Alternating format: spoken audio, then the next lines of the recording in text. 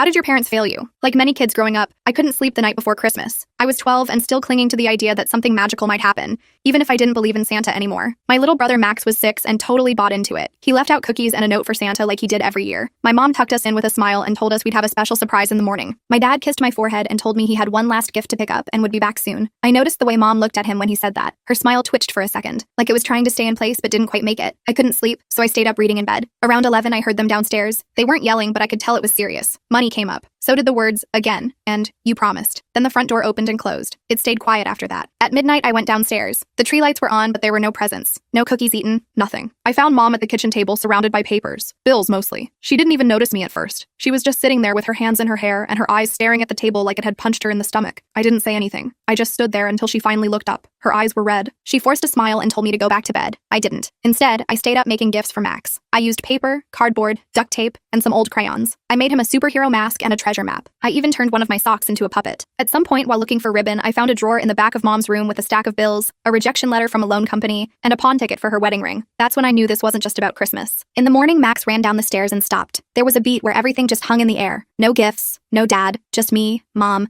and the stuff I had thrown together during the night. I stepped in fast and told him dad was helping Santa fix his sleigh, that he'd be back soon. Max lit up and believed it without hesitation. Mom gave me a look I'll never forget, proud and broken at the same time. I ran the whole day. We played games and did crafts. I kept things moving so Max wouldn't notice anything weird. I kept checking my phone though. Every 15 minutes, I sent another message to dad. Nothing came back. Around 6 that night, I overheard mom on the phone. She was whispering, but I heard it. Casino. It clicked. I remembered her saying that word before. Late night fights I wasn't supposed to hear. I put it all together fast. I grabbed the babysitting money I'd been saving for months, took the bus downtown and got off near the casino I remembered from their arguments. I had no plan, just a tight feeling in my chest and a burning need to know if he was really there. The place was loud and bright and smelled like smoke. I walked in and almost turned around because I felt like I didn't belong, but I kept going. I wandered past slot machines and card tables until I saw him. He was at a poker table, hunched over his cards, eyes heavy, beard patchy like he hadn't slept. He was wearing the same jacket he left in. I just stood there watching him. The dealer noticed me first. His face shifted. He looked at my dad and then back at me like something had gone horribly wrong. Dad didn't look up right away. Then he did. Our eyes met and everything stopped. His face changed, not in a dramatic way, just this slow sinking look like he had been caught doing the one thing he swore he wouldn't do again. The dealer called a break and told my dad he should leave, said something about how he'd talked about his daughter before. My dad stood up and didn't say a word. We walked to the car in silence. On the way home, I finally asked him why he left, why he did this when we had nothing, why he picked cards over us. He didn't dodge it this time. His voice was low and cracked when he said he didn't know, that he felt like a failure.